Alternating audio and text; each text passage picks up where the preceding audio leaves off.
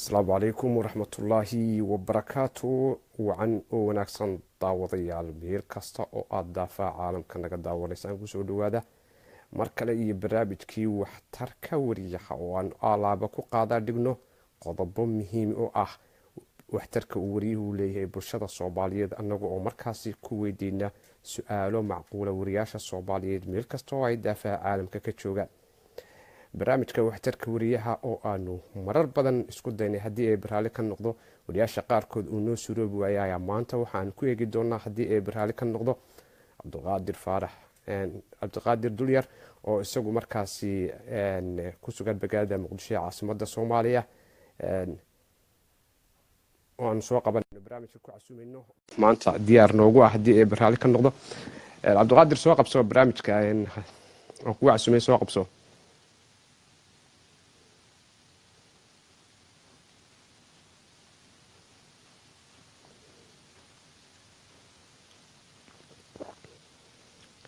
barnaamijkan oo barnaamij ah taxane ah. asalaamu calaykum waraxmatullaahi wabarakaatu. dulyar asalaamu calaykum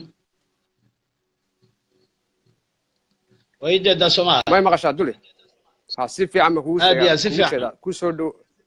subax wanaagsan marka hore kusoo dhowo barnaamijka waxtarka wariyaha wanaagsan oo wacan salaamaya adiga iyo axsaabta kale oo dhanba waa tahay dulyar barnaamijku waxyaabo badan baynu kaga hadli doonaa haddii ay baraali ka noqdo waktigu inkastuu kugu yaryahay oo aad howlo badan leedahay sida laajigeed waxaanu ugu horeynba barnaamijka aanu ku bilaabi doonaa bal dulyar saxaafadda laga arkaa meelo badan baa laga arkay waxaa tahay agaasimaha home cable t v koonfurta soomaaliya haddaan khaldanayn marka bal taarikh nololeedkaaga iyo waayahaagi saxaafadda in yar ma noo gudmari kartaa ma midka aniga gaarka personalka mise midka saxaafadda iyo waayihii aan soo kala maray waayahaagi saxaafaddaa soo martay aad iyo aad waa tahay anigu saxaafadda runtii hobby baan u lahaa waxaan ahaa bah sporti 89 markii dagaaladu ay dalka ka dhacayeen waxaan u cayaarayay naadiga badda oo ah naadi ka mid ah naadiyadii heerka koowaad ee dalkeena cayaarihii ugu dambeeyay gobolada waxaan cayaaray waqooyi galbeed ayaan cayaaray baron baa ka qayb galay cayaarihii ahaa annaga iyo dheer baa wada cayaarnay marka bah sporti baan ahaa dagaaladu markay dhaceen kadib 92 ayaan waxaan bilaabay inaan wax qorqoro oo wax xariiqo oo wax meel dhigo oo warbixinaan qorqoro meelaan geeyana ma aqaano runtii warbixinadii aan waagaas qoray waxaan ka xasuustaa warbixin iga luntay oo hadda aan meel ka ogeyn oo la yiraahdo qabuuro dusho saldanad laguma helo macnaha dadka dhimanaya iyo mushkiladaas kadib 93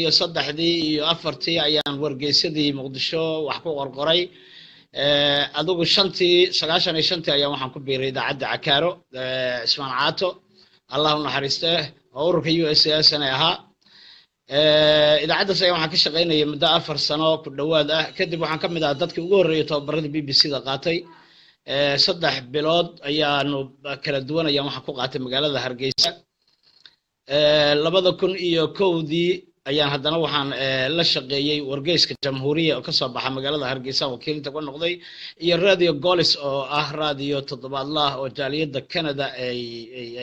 halka ka aasaasan rag saaxiibada iyo Cabdixakiin iyo website-ka had wanaag ninka qoraa uu marka Axmed Naasir uu marka wakiil iyo Cabdixakiin ka ahaayeen iyagaasna haddana dhowr muddo 2 sano 3 sano wax la wadwaday kadib adigu waxaan ku biiray idaacadihii magaalada muqdisho shabeellaan ku bilaabay idaacadda quraankaan tagay waxaan tagay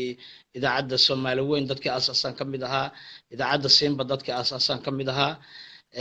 runtii kadib waxaan ku soo biiray Universal 2008 Universal ayaan maamulayaashooda muqdisho ka mid noqday adigu xaaladii baa aad u adkaatay muddo waa mar baan ka tagay waa ku soo laabtay dib dadka haddana u kiciyaan ka mid ahaa 2010 ayaan iyadana aan kala dhamaanay 2010 waxaan noqday haddana TV-ga Royal ayaan qabtay adigu sanad iyo 2 aan maleynaya inaan hayay kadib haddana waxaan dib ugu laabtay waxaan qabtay TV-ga Kalson iyo waxaan ka wada shaqeeyay Radio Barkulan oo markaa amisom ahaa ilaa 2005 ilaa 2012 2013 meelahaas ilaa 14 isla soo gaarnay kalsan iyo barkulan 15kiina waxaan kusoo biiray hon cable ayaan directorkeeda noqday intaas oo maamule iyo waxaan ahaa barnaamij soo saare war akhriye sport barnaamij ciyaar anigu waxaan ahay kamid ah wariyaasha flexible-ka oo aan isku koobin hal dhinac warka waan akhriyaa barnaamijka sportiga waan qabtaa suugaanta waa qabtaa doodda waa qabtaa heesaha waa samay waa fanaaniinta waa qabtaa ay barnaamij oo maanta media ka baxaya oo aniga iga hor imaanaya ama aanan dhihi karo waan qaban kara ma jirto horta halkaas baan isla soo marnay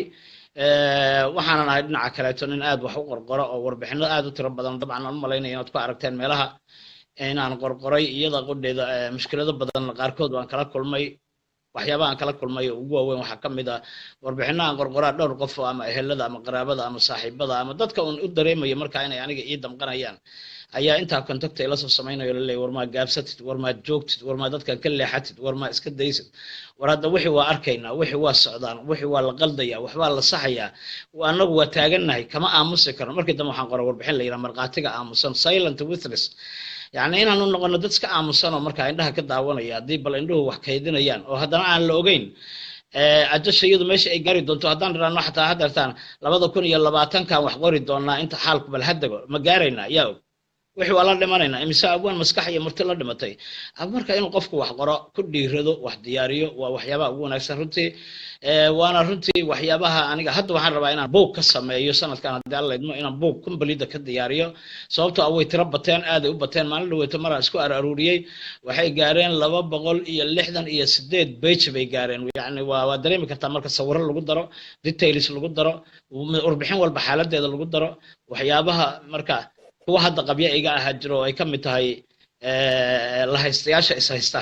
Soomaalidu waa la haystaa iyaduna waa is haysataa marka waa kala war laana warbixintaas oo hadda igu dambaysan raba inaan qalinka ku qaato ayaa iyaduna jirta marka adigu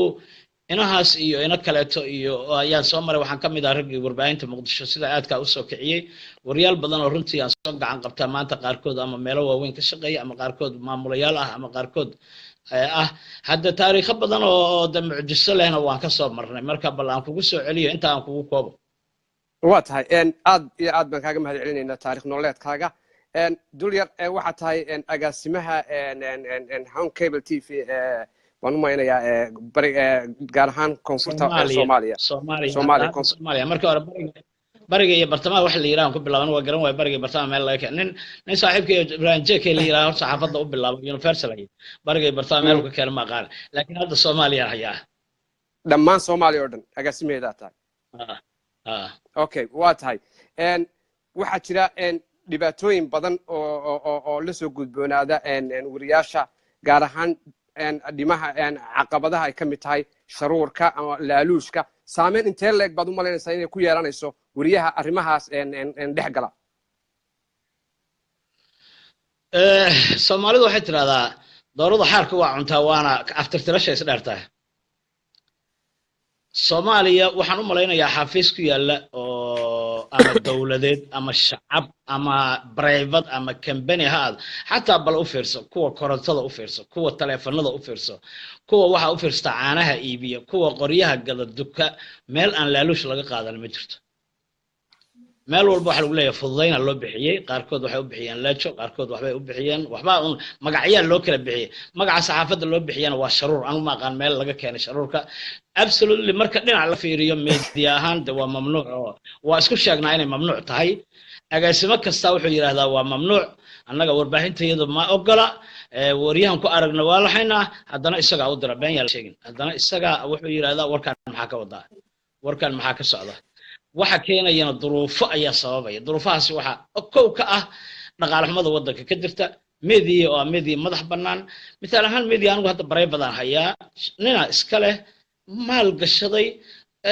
airtime baa laga rabaa kira laga rabaa lacaga laga rabaa suurtagal ma noqonayso inaan dhahno wax walba waxaan ku siinaynaa lacag laan marka laakiin category aan u kala sameynay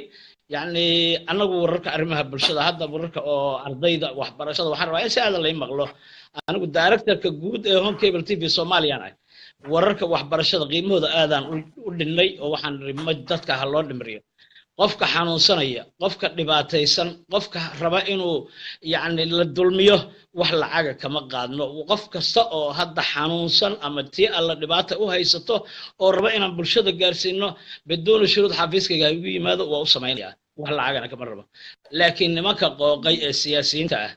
nimanka beelaha iyo qabaa'ilada ummadda u dagaalamaya ninka xilka doonka ah taa waa waajib in lacag laga qaado sababtoo TV-gu isma wadi karo marka waxyaabahaas hadday dadku sharuur u yaqaanaan de sharuur maaha waxaas waa rate waa wax saxa waaye oo laga qaado sababtoo ah shirkadda markaad tiraahdo hadda maaragtay baasaboor u baahanayo warqadda diiwaangelinta lacaga laga qaadaya de baasaboor u baahanta diiwaangelinta warqadda waxaa lagu leeyahay keen sugnaanshaha keen midda dambi baarista keen midda caafimaadka keen midda degenaanshaha keen arji soo qor waxaasoo dhan waa lacag markaas kadib waxaa u tegaysaa baasaboorka haw marka aniga baasabooraan rabaa maxaa sugnaan iyo dhalasho iyo amni iyo balaayo iyo mushkiladahan waxaasoo dhan waa wax la samaynayo saxaafadduna saasoo kaleeto laakiin anigu waxaan aad uga xumahay oo aanan marna taageerin in saxaafaddu ay noqoto saxaafad gacanta u taagan tahay oo saxaafad isbahdisha saxaafad laga cararo laga yaqiiqsado nin inuu yiraahdo warni aniga hadal baa ugu jira laakiin waxaan ka baqayaa dad saxaafadda lacag bay rabaan warninka hadalku ku jira hadalka qaada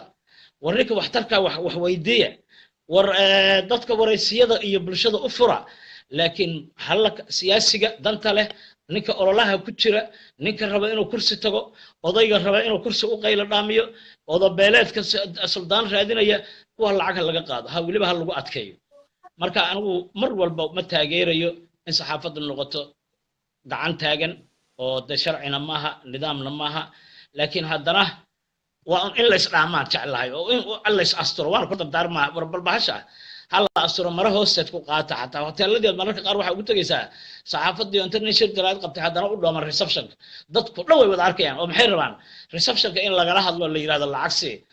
waa dadnimo xumo waa karti xumo waa seel loo dhiga lama yaqaan ninka warkiisa lacag ka qaadato absolutely caawa intuu kusoo wuxuu ku canaanaa ku leeyahay maxaad halkaa uga qaadatay ood halkaa uga qaadan weysay taa waxaa hogaaminaya shilinka uu dhiibtay laakiin markaa inta ka soo qaada aad ka tagto oo aad warkaaga qabsato kuma oran karo maxaa waa ka xumo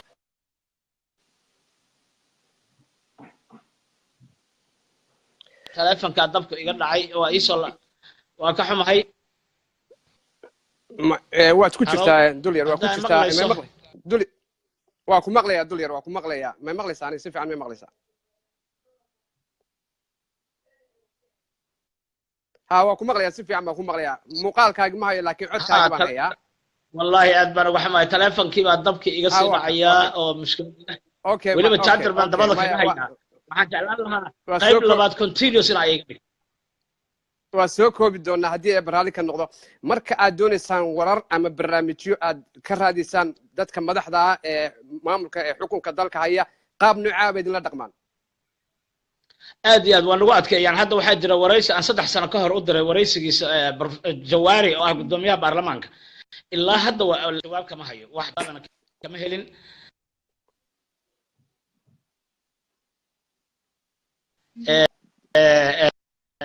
si baan ka rabnaa dhaqan waxtaan oo Yurubiya la yiraahdo su'aalaha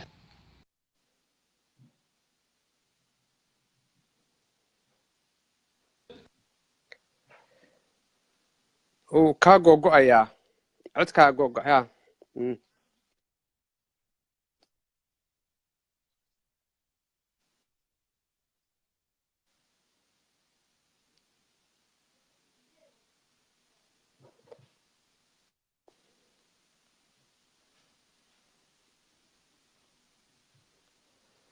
duleer ma maqashaa dhibaan war ogola markay dan leeyihiin ayay inta ku yeertaan waxay ku leeyihiin waxaan rabaa inaan ka hadda ka hor waxay ku dhacday nin mas'uul ra'iisul wasaare ayaan war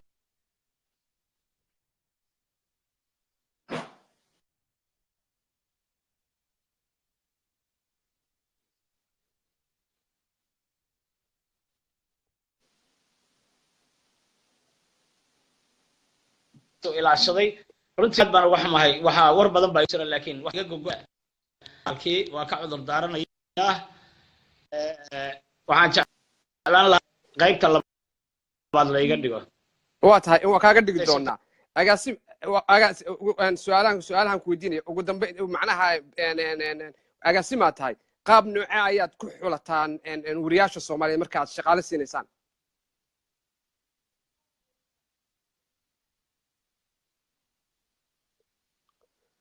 dulyar may maqashaa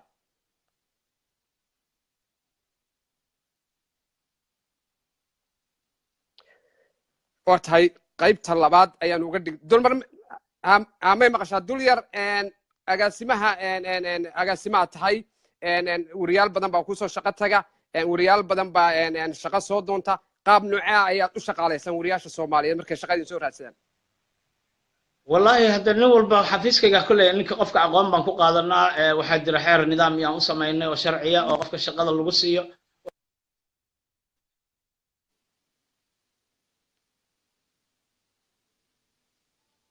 qof ka mid ah xafiiskayga oo aan anigu ama qaraabo ku keenay ama saaxiibtinimo ku keenay haddii la xiro xagga la geeyo